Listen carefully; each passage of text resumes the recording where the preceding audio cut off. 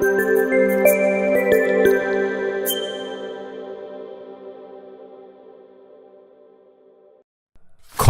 অপব্যবহার।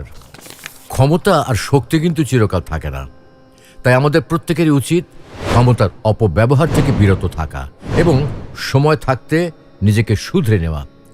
যে ক্ষমতার অপব্যবহার করে সে বেশি দিন টিকে থাকতে পারে না। পৃথিবীর কত স্বৈরাচারীকে দেখেছি, নাম শুনেছি, ইতিহাস পড়েছি, কিন্তু আজকে তারা কেউ পালিয়ে বেড়াচ্ছে, আবার অনেকেই দুনিয়াতে বেঁচেও নেই। মানুষজন এখনো বিশ্বাস করে যে ক্ষমতা আধিপত্যের সাথে জড়িত।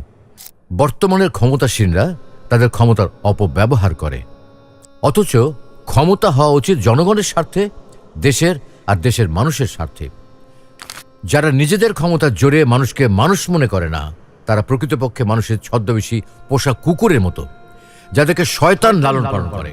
ক্ষমতা এমন একটা জিনিস যা আপনি সঠিকভাবে ব্যবহার করলে মানুষ আপনাকে ভালোবাসতে শিখবেই। আপনার অনুপস্থিতিতেও আপনার জন্য দোয়া করবে, আশীর্বাদ করবে। আর যদি ক্ষমতার অপব্যবহার করেন, আপনার সামনেও তারা আপনাকে লজ্জিত করবে, অভিশাপ দেবে। সুতরাং বান্দার অভিশাপকে ভয় করুন, আল্লাহর শাস্তিকে স্মরণ করুন এবং সঠিক পথে ফিরে আসুন।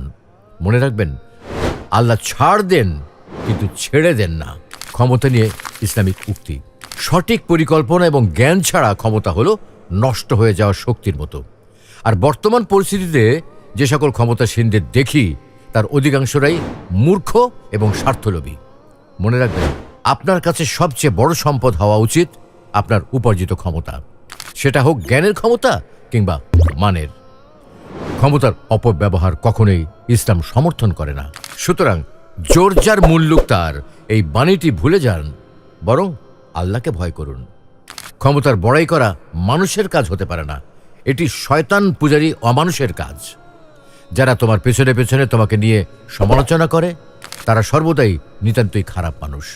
তোমাকে নিয়ে সমালোচনার কারণ হলো হয়তো তোমার কাছে এমন কিছু রয়েছে যা তাদের কাছে নেই, অথবা তারা তোমায় নকল করতে চায় কিন্তু পেরে উঠতে পারে না। হয়তোবা তোমার লেভেলে পৌঁছানোর ক্ষমতাও তাদের নেই, আর এজন্যই তারা তোমাকে টেনে হিঁচড়ে নামাতে চায়। আর একটা কথা বলি, নীরবতা অনেক কথাই বলে, যা বুঝবার ক্ষমতা কিন্তু সকলে থাকে না। ইগো বা অহংকার মানুষকে অচেতন করে রাখে। সুতরাং চেতনা আর ইগো কখনো একসাথে থাকতেই পারে না।